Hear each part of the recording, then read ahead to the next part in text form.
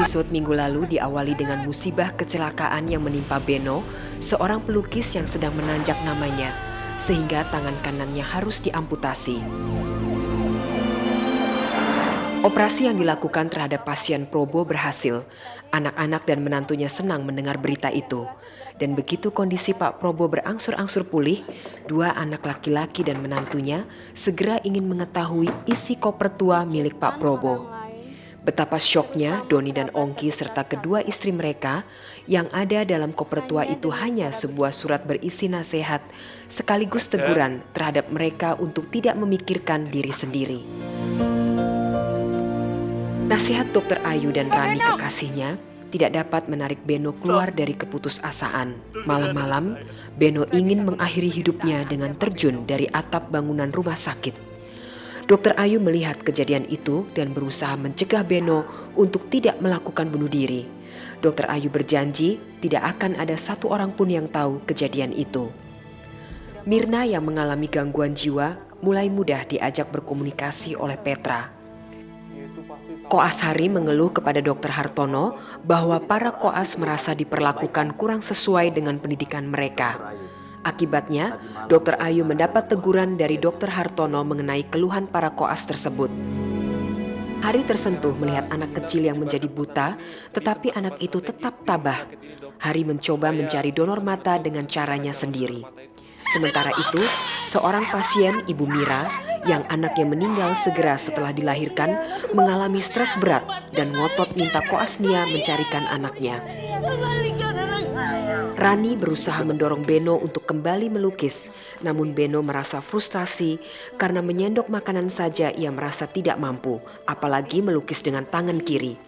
Nah pemirsa, berhasilkah Rani membangkitkan kembali semangat Beno dan bagaimana kisah Ibu Mira setelah kehilangan bayinya, serta Tasya gadis cilik yang buta? Kita simak saja episode berikut ini.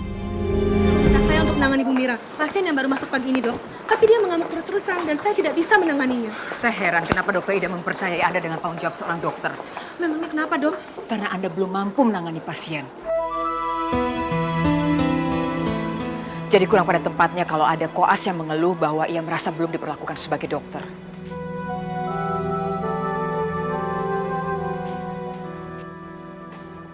Kami tidak mengeluh, Dok. Kami cuma ngobrol aja. Ya, obrolan itu sampai ke telinga pimpinan, lalu pimpinan menyinggung masalah itu di depan saya dan Dokter Ida.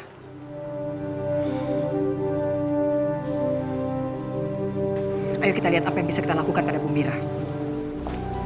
Baik, Dok.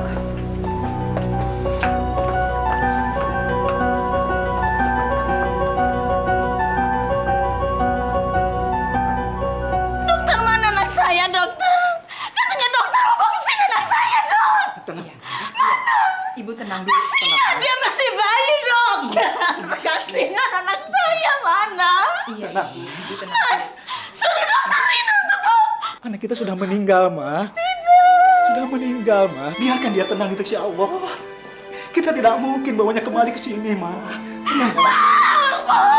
Saya nggak mau meninggal. Saya nggak mau meninggal. Anak kita belum meninggal. Ma. Dok, tolong, Dok. Pokoknya kalau anak kita akan kembali, aku nggak mau lebih baik aku mati. Ibu dengar. Ibu tolong dengar saya dulu. Kami akan berusaha untuk mencari anak ibu. Kalau anak ibu ketemu, kami akan kembalikan pada ibu. Betul ya, dokter? Betul, dok. Kami akan berusaha, Bu. Sekarang ibu istirahat dulu. Ibu tenang. Kami akan mencari anak ibu, ya? Ma, tenang, Ma. Ibu harus banyak istirahat.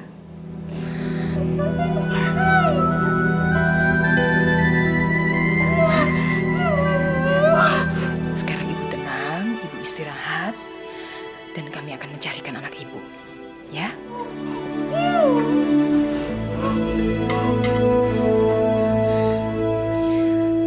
Sejak kapan ibu seperti ini, Pak? Sejak setelah melahirkan di Batu Bidan di rumah kemarin, Dok. Anak saya meninggal beberapa menit setelah dilahirkan. Apa ibu melihat waktu anaknya meninggal dan tahu waktu anaknya dibawa ke makam? Dia hanya sadar sebentar setelah melahirkan, Dok. Dia sempat tersenyum sewaktu mendengar tangis bayi itu. Setelah itu, dia pingsan. Dan anak kami meninggal, Dok. Pak, kita harus sama-sama berusaha untuk menyadarkan ibu pada kenyataan ini. Bapak banyak berdoa ya. Biasanya doa banyak membantu. Saya sudah lama tidak pernah berdoa, Dok. Dan saya tidak pernah sholat, Dok. Tidak pernah ada kata terlambat untuk kembali mendekatkan diri pada Tuhan, Pak. Terima kasih, Dok. Terima kasih. Kami permisi dulu ya. Iya, Dok.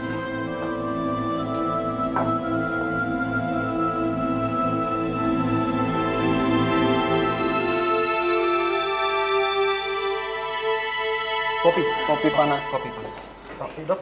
Kopi tapi gulanya jangan terlalu banyak. Oke. Kopi. Jangan lama-lama ya. Nah, ini ya. Ngapain sih kamu pakai bilang segala ke dokter Hartono? Kalau saya nggak suka sama sikap dokter-dokter di sini. Saya nggak ngomong apa-apa sama dokter Hartono. Saya cuma ngobrol sama dokter Petra tentang kekecewaan kamu. Lagian, saya sama Petra sangat mendukung kekecewaan kamu itu. Karena kami berdua juga kecewa. Tapi, apa mungkin dokter Hartono nguping ya? Soal kecewa sih itu urusan saya. Kamu nggak perlu besar-besarin masalah. Kamu tahu nggak? Masalah ini tuh seperti bola salju. Semakin jauh menggelinding, makin besar. Dan itu mojokin saya. Oke Denia, saya minta maaf. Saya janji akan meluruskan masalah ini.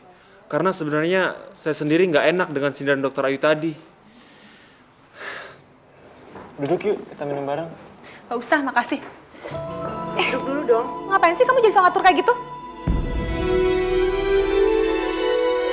Saya minta kamu duduk.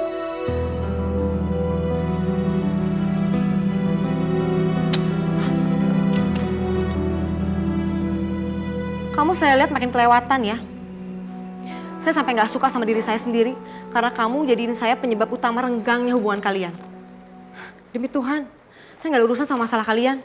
Loh, saya nggak nuduh kamu kok. Terus kenapa bawaannya kamu kesel terus? Kamu tuh juru bicara Hari ya? Biar aja dia ngomong sendiri. Dia kan punya mulut. Saya tuh sudah berpuluh kali ngomong sama kamu. Tapi, kamu selalu nyuekin saya. Kenapa kamu nggak bicara sekarang? Kalau kamu kesel, keluarin dong undang-undang kamu. Biar masalahnya jelas.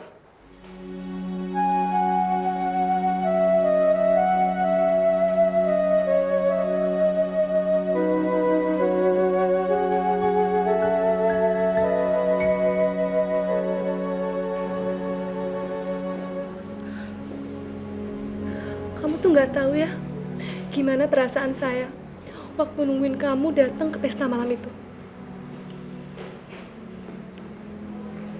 Saya tuh udah cerita sama mereka, malah saya janji mau ngenalin kamu. Tapi mana buktinya? Kamu udah datang.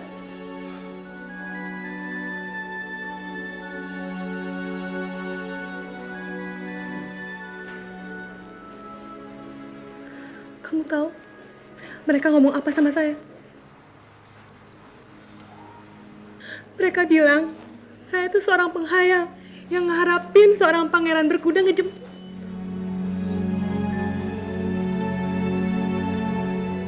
Kamu tahu, saya tuh ngerasa terhina.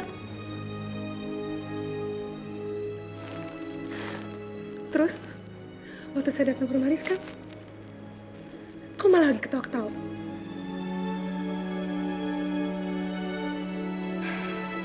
Tapi kamu nggak tahu kan gimana situasi sebenarnya malam itu?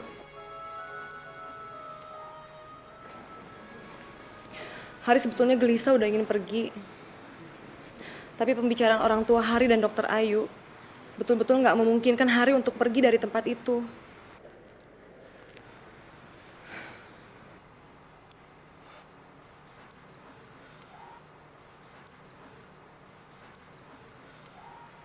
Ya udah deh. Kalau gitu maafin saya ya. Saya udah nyangka enggak sama kamu.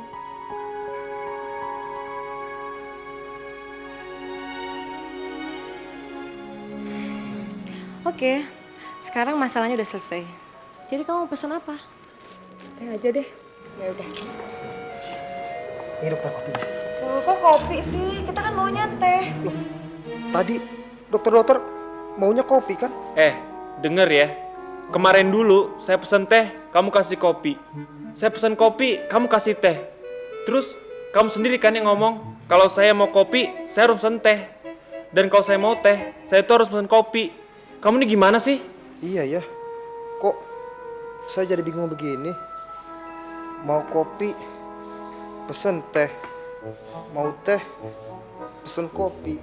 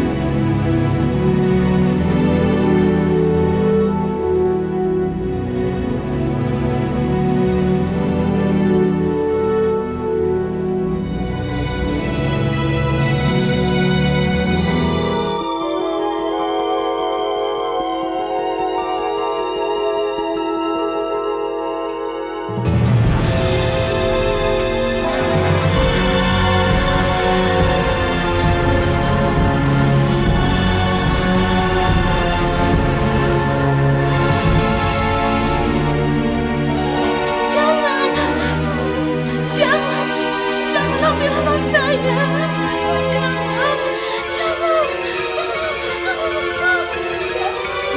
Jangan.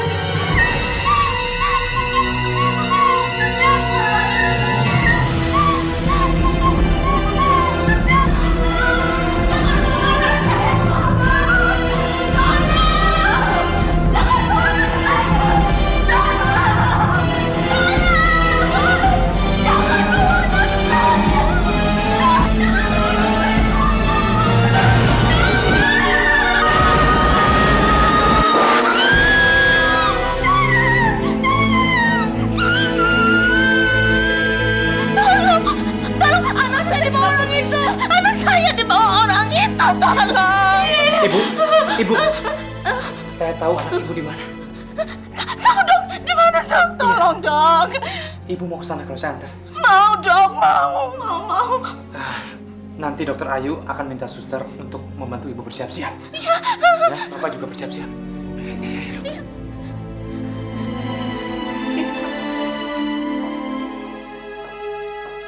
Mas, kita akan ketemu anak kita, Mas.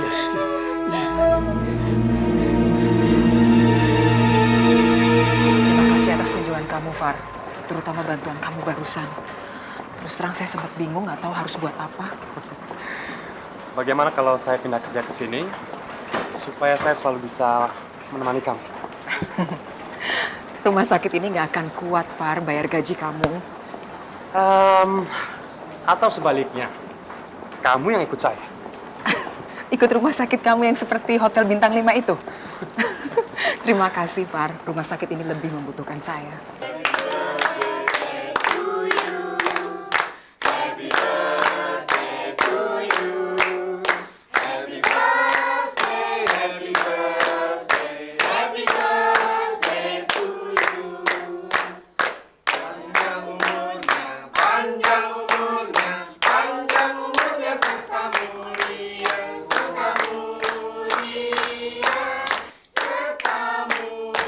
Anak yang sedang berulang tahun itu sedang menghadapi kebutaan. Tapi dia sangat tabah.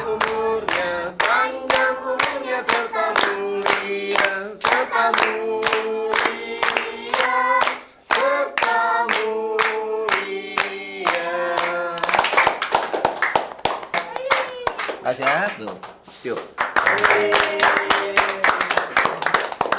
Tasya, selamat ulang tahun ya. Panjang umurnya jadi anak pintar. Selamat ya, Pak. Makasih. Selamat ya Tasya ya. Makasih, Dok. Silahkan dilanjutkan, saya masih ada tugas lagi. Baik, dok. Sekarang potong kuenya.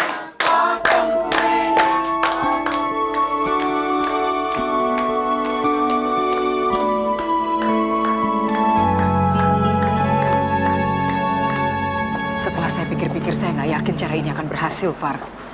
Kenapa kamu mendadak jadi ragu? Terbayang oleh saya pasien itu akan syok. Justru itu yang dia butuhkan. Ini terapi alami. Oke, kita coba. Sekarang Papa nggak usah sedih lagi. Om dokter bilang nanti habis dioperasi Tasya bisa ngeliat Papa lagi kok. Tapi kamu nggak akan dioperasi kalau nggak ada orang yang mau menjumpangkan matanya untuk kamu. Loh, kok begitu sih? Iya sayang, caranya emang begitu. Mana ada orang yang mau ngasih matanya? Entah dia sendiri bisa buta dong. Nggak begitu sayang. Begini, waktu hidup ada aja orang baik yang mau menjadi donatur. Bukan cuma donatur mata, tapi juga ginjal, jantung, dan lain-lain. Nah, nanti waktu dia meninggal, dia akan memberikan jantung atau matanya itu kepada orang yang memerlukan. Kalau nggak ada orang yang mau jadi donatur mata, Tasya jadinya tetap buta dong. Tasya, di dunia ini banyak sekali orang baik. Kamu jangan khawatir ya. Sekarang Tasya banyak-banyak aja berdoa supaya Tuhan memberikan salah satu orang yang baik kepada Tasya, ya. Tasya selalu berdoa kok Om. Habis sholat, Tasya selalu berdoa. Ya Tuhan, tolonglah Tasya.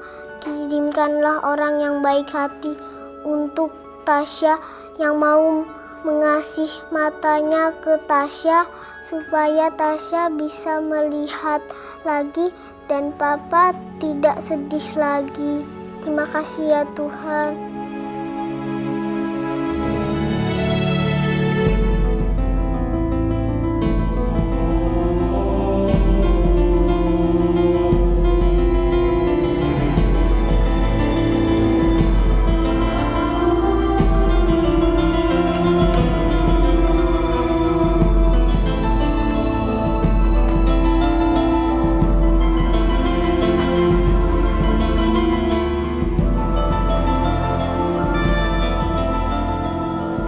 Dibawa ke sini sih, Dok?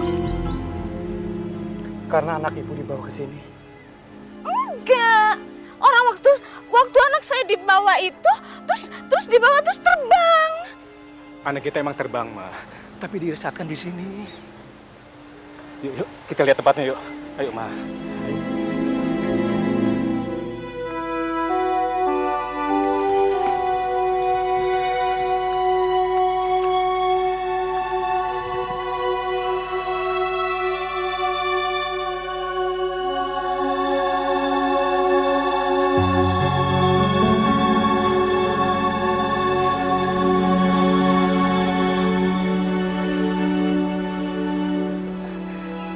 Di sini anak kita disemayamkan, Ma.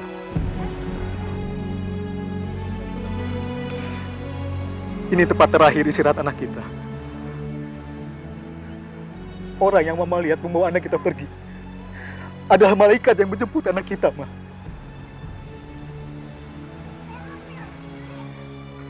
Arwahnya kembali ke sisi Allah. Tubuhnya disemayamkan di sini, Ma. Ini sudah dan takdir bagi anak kita, Ma.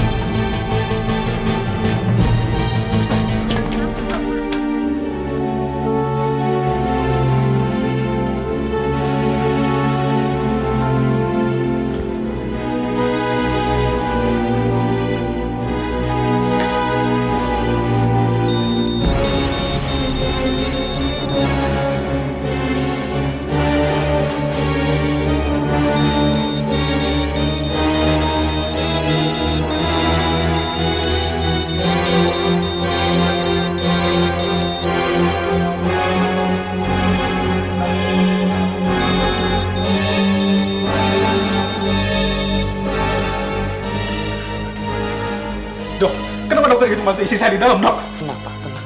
Saya tidak bekerja di sini. Tapi tim dokter yang menangani istri Bapak, mereka adalah tenaga-tenaga yang berkualitas. Mereka pasti melakukan yang terbaik. Tolong dukung mereka dengan berdoa. Terima kasih, Dok.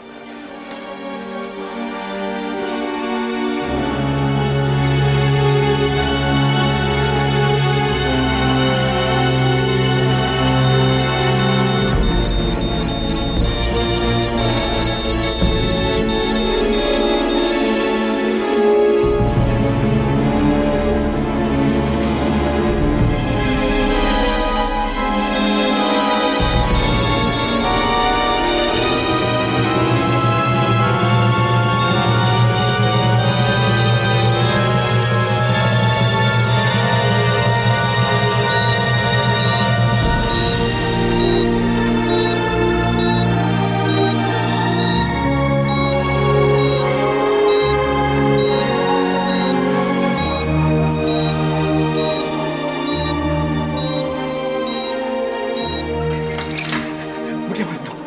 Bagaimana, Dok? Alhamdulillah, istri Bapak sekarang tidak apa-apa. Tapi masih harus istirahat. Sebelum malam sudah bisa dipindahkan dari ICU. Terima kasih, Dok. Terima kasih. Dokter telah menyelamatkan nyawa istri saya, Dok. Dokter hanya perantara, Pak. Tuhan yang Maha Penyelamat. Alhamdulillah. Alhamdulillah. Ya Allah, terima kasih.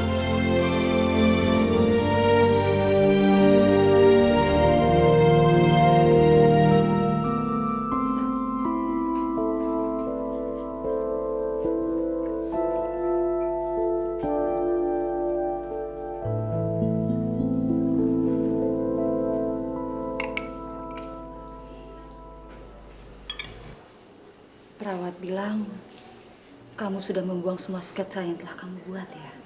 Saya sudah buang semuanya. Dan tolong, kamu bawa pulang semua barang-barang itu. Saya sudah tidak menggunakannya lagi. Saya sudah memutuskan. Saya tidak akan melukis lagi sepanjang sisa hidup saya. Selamat pagi. Selamat pagi, dokter. Karena Anda seorang pelukis, saya ingin tahu pendapat Anda tentang lukisan ini.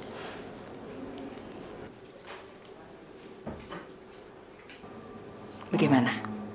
Karya yang bagus. Tapi mudah-mudahan pelukisnya tidak mengalami hal yang sama seperti saya. Agar dia bisa berkarya terus. Pelukis yang ini menggunakan kakinya untuk melukis karena kedua tangannya cacat. Sedangkan pelukis yang ini menggunakan giginya untuk memegang kuas karena tangan dan kakinya juga tidak sempurna.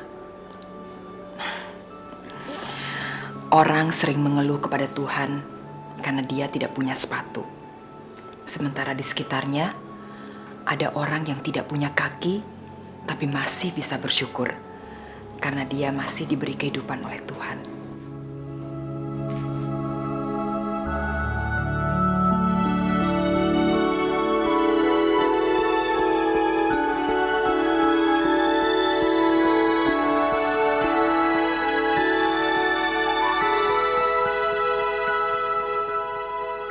Rani, lupakan saja yang sudah saya bilang tadi. Sekarang, tolong kamu belikan alat-alat lukis untuk saya.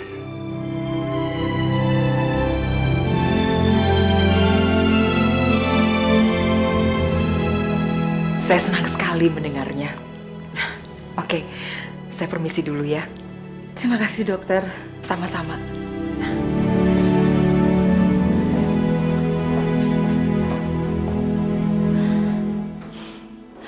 Oke, sekarang saya langsung pergi untuk membeli semua perlengkapan kamu ya. Kamu istirahat dulu. Bye. Hati-hati, Ran.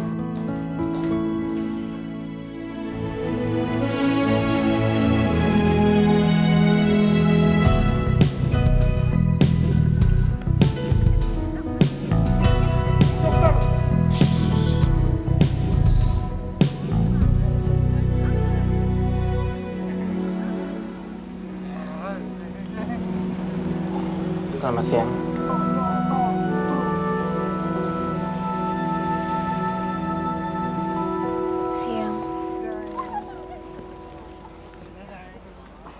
Bar, mati lo.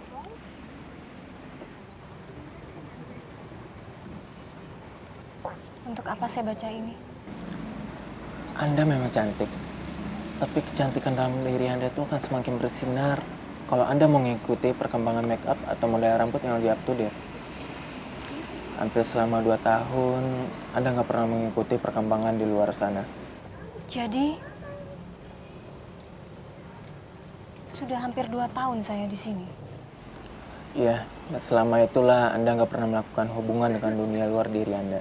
Maksudnya, sudah tidak ada lagi yang pernah mengunjungi saya selama saya di sini? Yang saya dengar, Anda sebatang kara. Pada bulan-bulan pertama, beberapa teman Anda masih mengunjungi Anda. Kemudian, saya nggak pernah mendengarnya lagi. Andi juga tidak pernah lagi mengunjungi saya? Andi itu siapa? Anda tidak tahu siapa Andi? Bagus. Lebih baik begitu. Terima kasih majalahnya.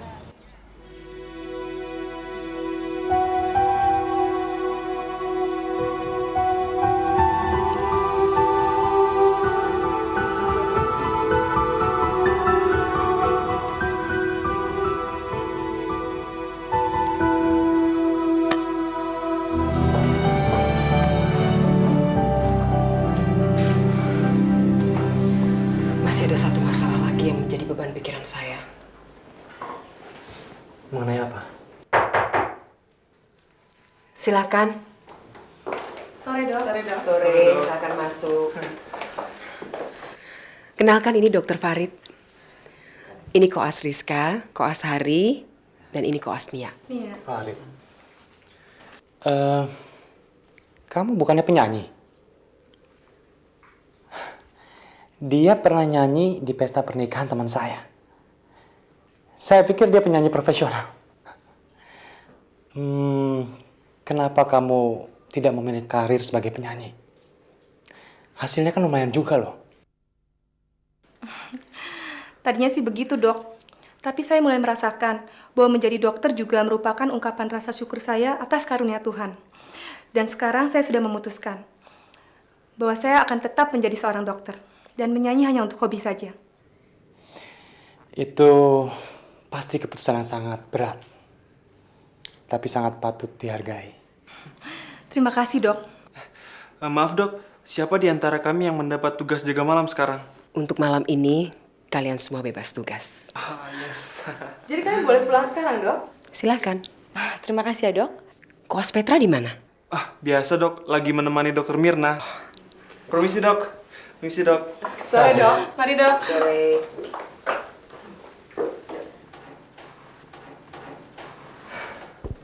Kelihatannya mereka sangat menyenangkan. Kadang-kadang masih sulit dikendalikan, tapi mereka cukup punya dedikasi. Dedikasi. Itu kata kunci yang sangat diperlukan. Berbeda dengan koas di rumah sakit saya. Mereka lebih sering melihat ke jam tangan mereka. Dan begitu jam kerja selesai, mereka buru-buru menanggalkan seragamnya. Dan lalu pulang. Persis seperti anak sekolah dasar. Kalau soal itu terus terang saya nggak berani komentar. Karena kamu pasti nggak akan suka dengan komentar saya. Apalagi yang mengganggu pikiran kamu? Produksi ASI Bu Mira di atas normal. Sementara dia tidak punya bayi yang bisa dia susui. Lalu? Saya nggak tahu. Saya cuma berharap kekhawatiran saya tidak menjadi kenyataan. Saya tahu apa yang kamu khawatirkan. Tapi saya nggak berhak untuk ikut campur. Mungkin saya bisa memberi saran secara pribadi. Untuk itu, saya perlu sedikit data.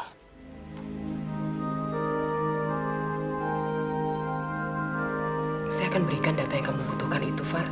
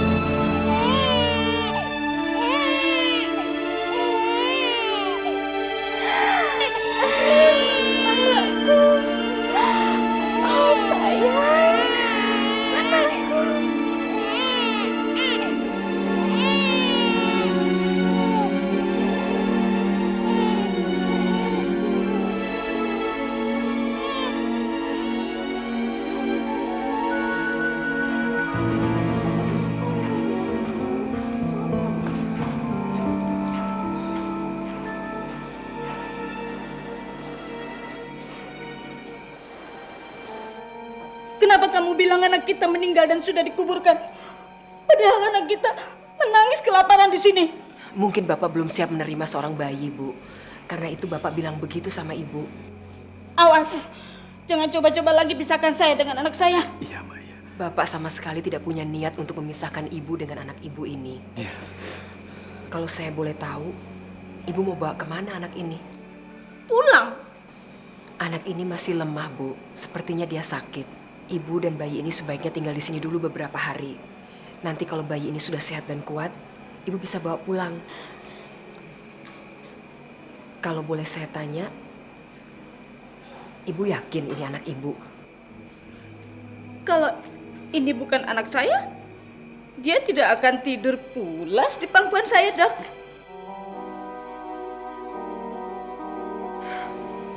Sekarang, Ibu bawa bayi ini ke kamar Ibu. Karena Ibu perlu istirahat dan bayi ini juga perlu istirahat. Terima kasih, Dok. Terima kasih, Dok. Awas ya.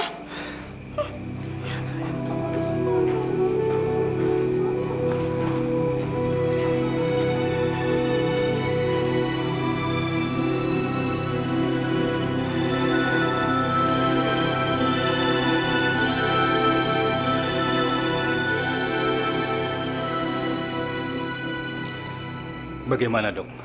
Bu Mira sangat mendambakan anak. Dia pantas mendapatkan anak itu.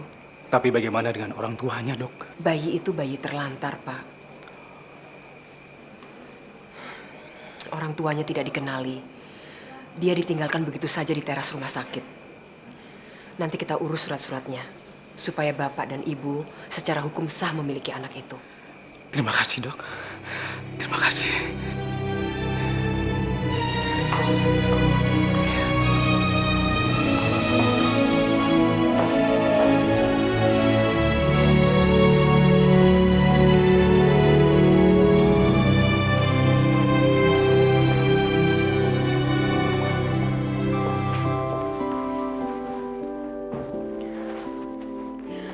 Saya merasa bahagia karena telah memberi bayi sebuah keluarga yang mendambakannya.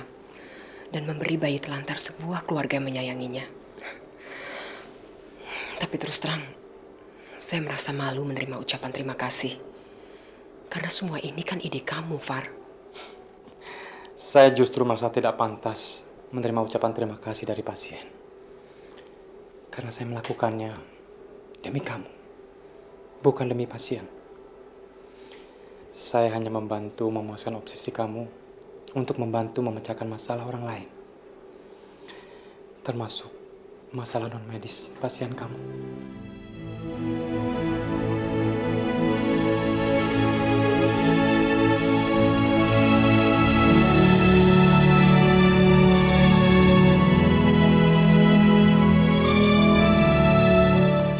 Bagaimana, Riz?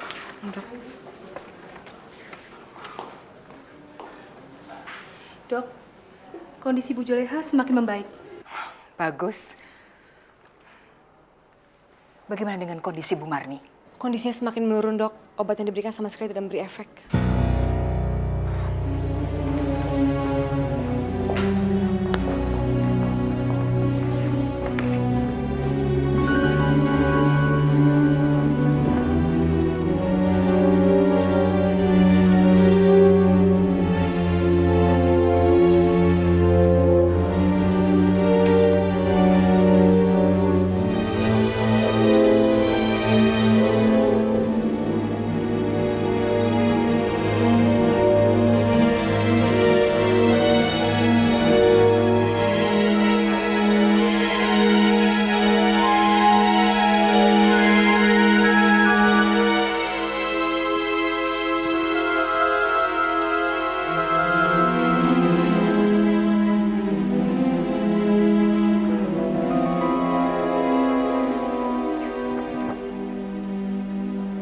Dosis obatnya terpaksa saya naikkan. Berikan suntikan kira-kira setengah jam lagi. Baik, Dok. Tolong awasi terus kondisinya. Hari, mari ikut saya. Baik, Dok.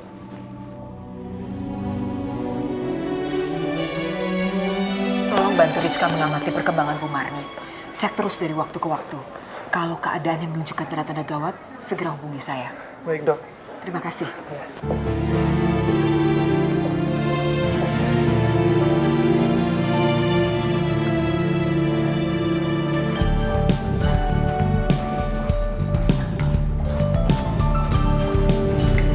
Rizka, keadaan Bu Marni gimana? Secara medis sih harapan hidupnya sangat tipis. Ditambah lagi sekarang kondisinya yang buruk justru malah makin menurun. Apa keluarganya ada? Ada suaminya, tadi pagi dia jenguk istrinya kemari. Apa suaminya tahu kalau sebenarnya istrinya itu sudah tidak ada harapan lagi untuk sembuh? Sepertinya dia masih belum bisa menerima kenyataan. Dia masih menganggap kalau istrinya itu akan sembuh. Memangnya ada apa? Kalau dia sudah bisa menerima kenyataan, saya akan coba bicara sama dia. Saya akan minta dia bicara sama istrinya untuk mendonasikan mata begitu meninggal. Supaya korneanya bisa langsung diberikan kepada Tasya. Kalian ini dokter apa tukang jagal? Hah? Berapa sih keluarga yang namanya Tasya itu membayar Anda untuk menjagal istri saya dan mencongkel matanya? Hah? Berapa? Berapa juta? Berapa miliar? Hah? Nah ini.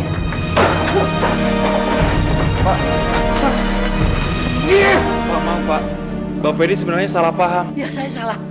Karena saya orang kecil.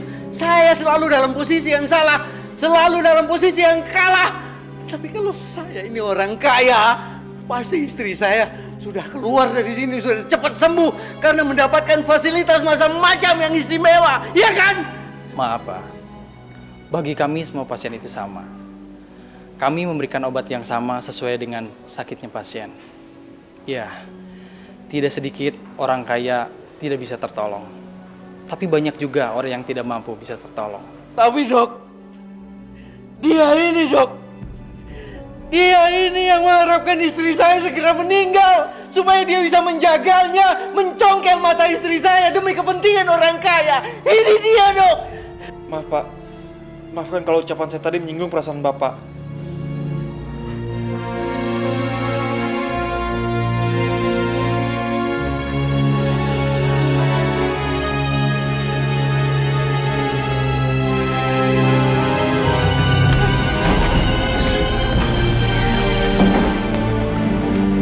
Siapa nama istrinya? Bu Marni.